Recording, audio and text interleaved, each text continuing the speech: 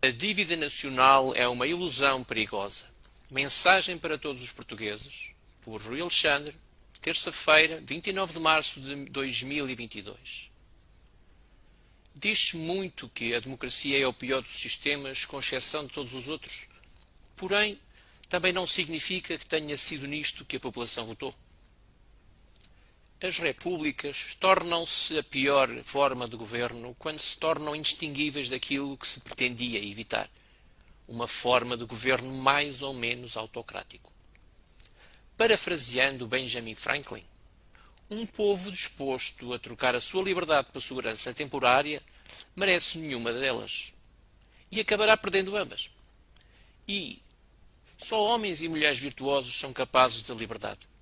Quanto mais as nações se tornam corruptas e viciadas, mais necessidade têm de senhores. As crises são isso mesmo. Uma oportunidade para desafiar os direitos naturais ou primários.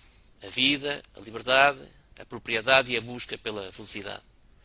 A crescente sucessão de crises leva-nos à iminência da aplicação do princípio da propriedade económica, onde não interessa quem é o proprietário legal nominal, apenas a pessoa singular ou coletiva com poderes de utilização e controle do bem ou serviço.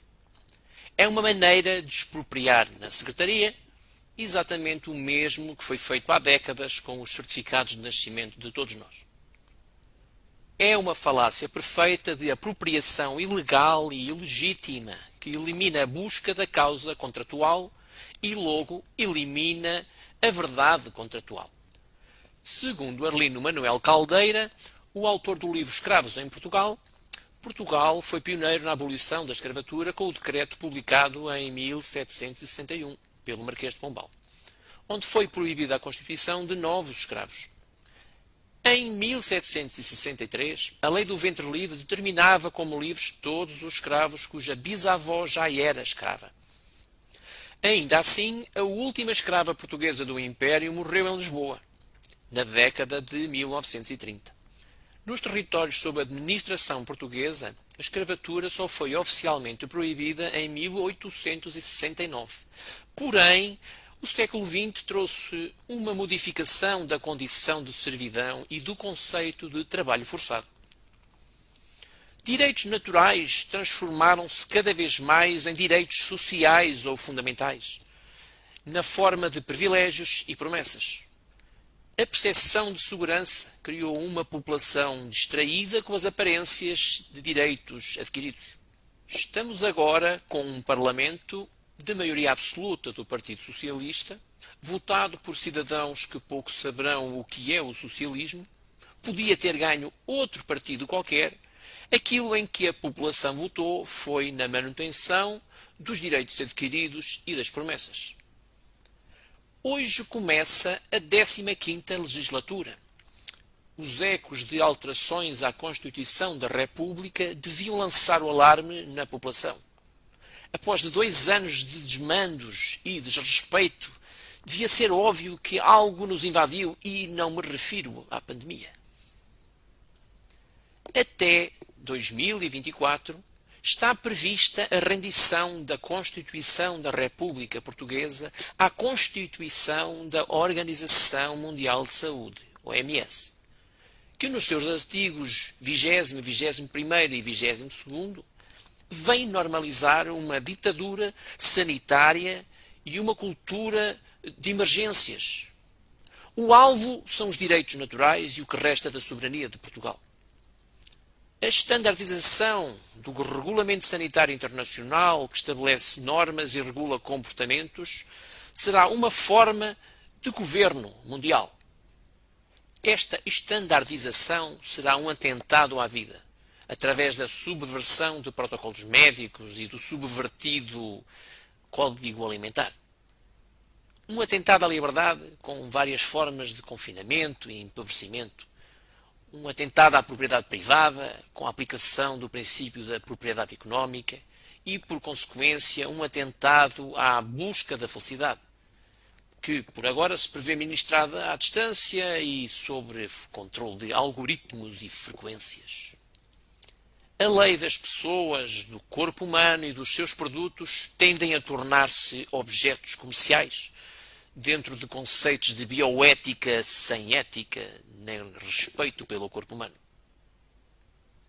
Mas façamos uma perspectiva histórica rápida para entender como chegamos a esta encruzilhada. O 25 de Abril foi pouco mais do que uma alteração da aparência. E hoje é o ato de comemoração anual mais hipócrita de todos. Chegamos ao ponto onde os defuntos também votam nas eleições e um sistema de partidos que é parte do problema que afirma estar a resolver. Esta farsa política é um jogo de promessas de atores numa novela, cujas regras do jogo estão viciadas e mude o que mudar, tudo permanecerá na mesma. Porquê? Perguntam vocês. Na realidade, o espaço público, a coisa pública, a República, foi privatizada. A dívida da República transportou-nos para um governo privado e uma administração central que é o sistema de gestão dos nossos credores internacionais. O sistema partidário é o sintoma da transformação de nacionais portugueses em cidadãos portugueses. Aqueles que são representados no governo por serem devedores. E teremos perdido, assim, o nosso estatuto político. Este regime dentro da República chama-se democracia. Democracia é mais do que uma ditadura da maioria. Na realidade, é o regime onde os cidadãos têm a aparência de escolherem os seus representantes, com a segurança das políticas desenvolvidas serem fatalmente aquelas que já estão previamente decididas pelos credores internacionais. Os políticos são hoje meros vendedores de ilusões. Desde a alteração da Constituição de 1933, que estamos oficialmente sob lei marcial. O espaço público está tomado pela jurisdição comercial privada. Os tais banqueiros que controlam o mundo através da licença de emissão privada de moeda. O sistema de usura baseado nos conhecidos bancos centrais. A corrupção como motor da sociedade política, junto com a enorme traição dos intelectuais, gerou a encruzilhada em que vivemos hoje. A nossa liberdade reside em regressar a um governo público. A criação de moeda e o espaço público têm de voltar a ser públicos. Mas para que isso possa ser realizado, é preciso entender a história tão pouco conhecida dos últimos 150 anos. Tudo começou com a Lei Marcial de 1862, durante a Guerra Civil Americana de 1861 a 1865. Esta lei marcial nunca chegou a ser revogada. A Proclamação Internacional de Paz só foi assinada recentemente, a 1 de agosto de 2021, por James Clinton Belcher, chefe de Estado do Governo Público dos Estados da América, fazendo negócios como os Estados Unidos da América. Por esta altura devem estar a perguntar-se, mas então, o presidente dos Estados Unidos da América não é o Joe Biden? Bem, o Joe Biden é a face visível do governo privado dos Estados Unidos da América, tal como Marcelo Rebelo de Sousa é o presidente da República do governo privado do Estado português, cujas figuras elegemos recentemente e irão tomar posse no Parlamento da Assembleia da República para mais uma legislatura. Hoje, como todas as guerras, a Guerra Civil Americana precisou de um sistema de financiamento. O problema foi ele acabar corrompido e abusado, naquela que era ainda então uma nação muito jovem. Os americanos rejeitavam a guerra e a Abraham Lincoln precisava de encontrar um modo de a financiar. Antes do desenvolvimento do sistema da Reserva Federal dos Estados Unidos da América, a solução foi emitir moeda como investimento, uma prática de usura para reunir o financiamento necessário para a guerra. Assim, colocaram-se à venda obrigações do Tesouro com uma maturidade de 10 e 40 anos e um determinado juro a ser pago em ouro. Esta foi a base do papel moeda de emergência, cujo verso foi imprimido em verde, daí o seu nome Costas Verdes ou Greenbacks, da década de 1860. Atingida a maturidade, as obrigações do Tesouro foram pagas com as mesmas notas verdes que tinham ajudado a financiar. E os juros em ouro nunca foram pagos. A quebra dessa promessa marcou a história. Foi neste momento que a ideia do financiamento voluntário do governo morreu.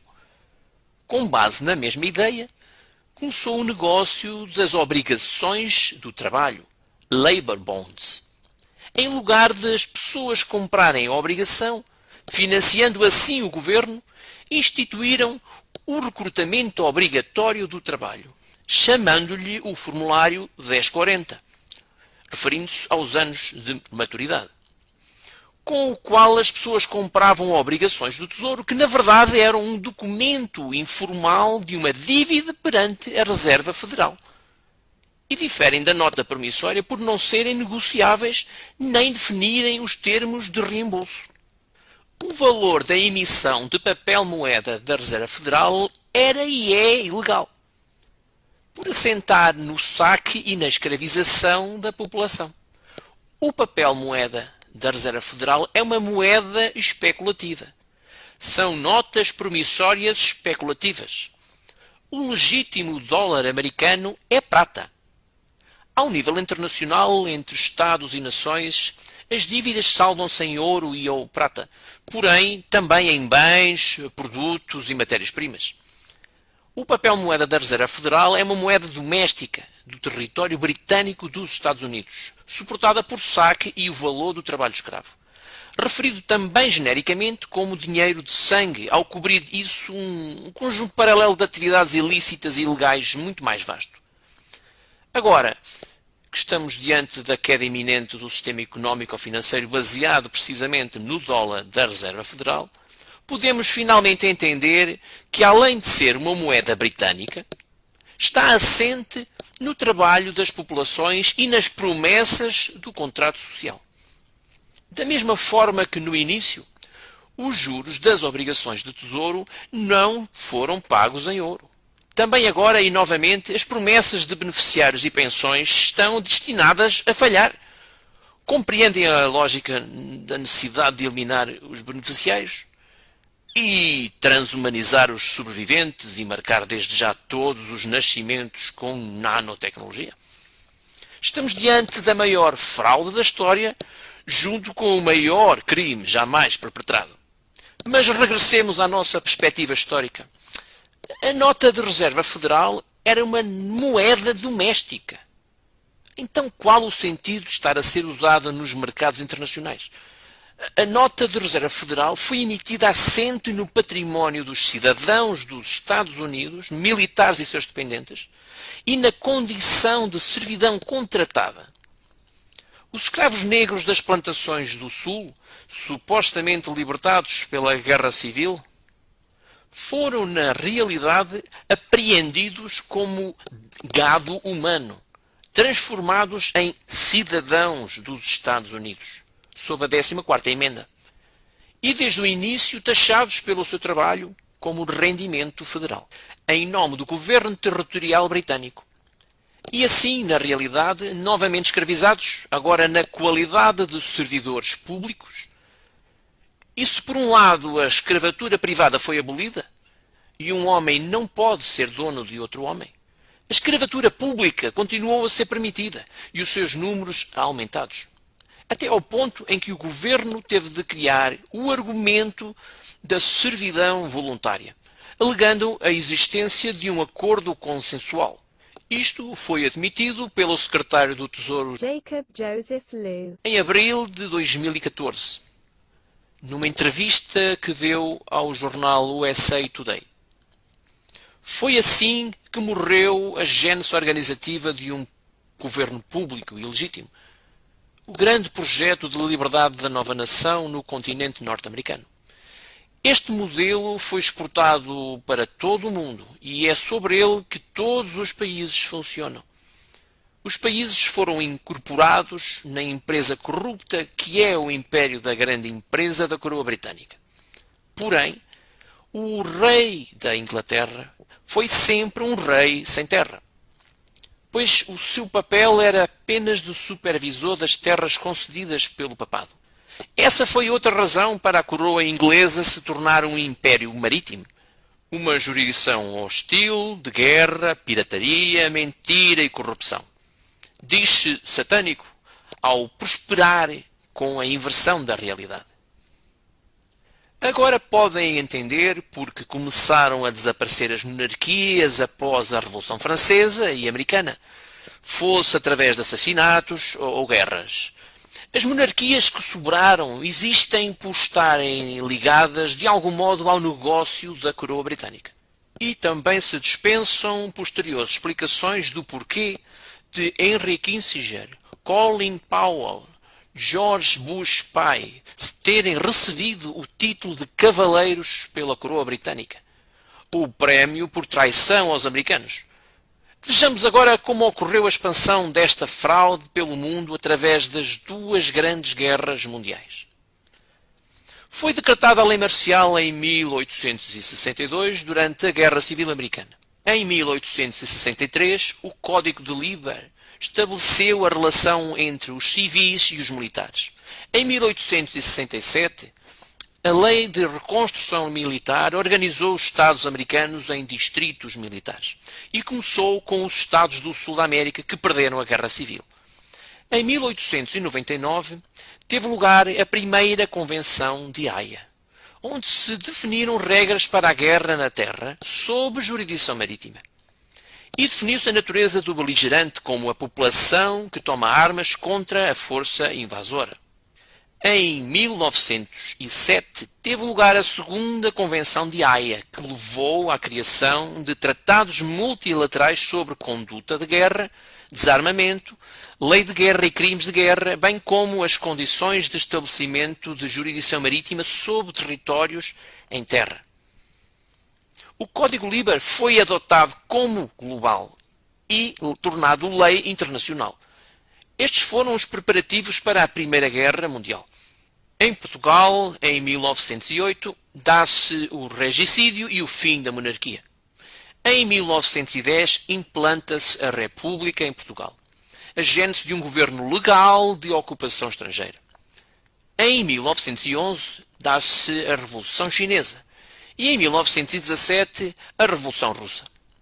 Tal como fora decidido em 1907, na segunda Convenção de Haia, as populações locais tornavam-se o inimigo e passaram a ser considerados possíveis beligerantes. No Ocidente instalou-se o parlamentarismo representativo com base no tipo britânico. E em Portugal, o Estado foi transformado numa empresa cotada na Bolsa, aplicando o mesmo mecanismo exportado da América sob jurisdição marítima britânica. A população passou à qualidade de servidores públicos, a forma de escravatura pública normalizada pelo argumento da servidão voluntária. E tal facto continua ignorado por 99,99% dos portugueses. A saber, os 5 deveres de gozo de um ocupante militar, segundo a segunda Convenção de Haia, artigo 55, são: dever número 1, a emissão de recibos por pessoas e bens tomados. Foi por isso que passaram a ser emitidos certificados de nascimento ou cédulas pessoais. Decreto número 9591, de 14 de abril de 1924. A população foi assim raptada no papel e as propriedades e outros bens passaram a garantias de dívida. Dever número 2. A manutenção de um inventário de todas as pessoas e bens tomados. E assim nasceu a burocracia do sistema administrativo do Estado. Dever número 3. A manutenção do valor do capital de todas as coisas ficaram às custas das pessoas tomadas através de impostos. Os portugueses passaram a pagar pela sua própria servidão.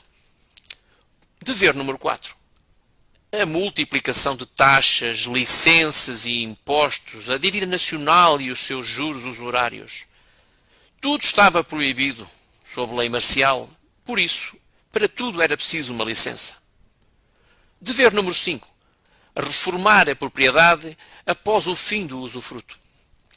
Com a criação do sistema da Reserva Federal dos Estados Unidos da América, em 1913, o dólar, o tal de versos de costas verdes, tornou-se cada vez mais um argumento militar privado que usaria os Estados Unidos como base de recrutamento para o braço militar do Império Financeiro Britânico. A Grande Depressão Americana abriu a porta para a internacionalização do controle bancário pelos bancos centrais, com o Conselho da Reserva Federal em 1933. O mesmo ano em que a República Portuguesa fez uma revisão da Constituição. O mundo foi dividido em distritos militares e deu-se uma invasão do direito comercial anglo-saxónico, um sistema utilitarista, predatório e de dominação, e a população de todos os países tornou-se a garantia das insolvências, recorrendo-se aos referidos 5 deveres de usufruto do ocupante militar.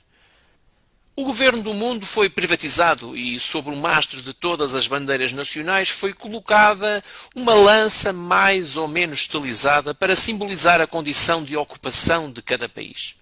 A Segunda Guerra Mundial serviu para expandir o domínio económico e cultural dos Estados Unidos da América incorporados.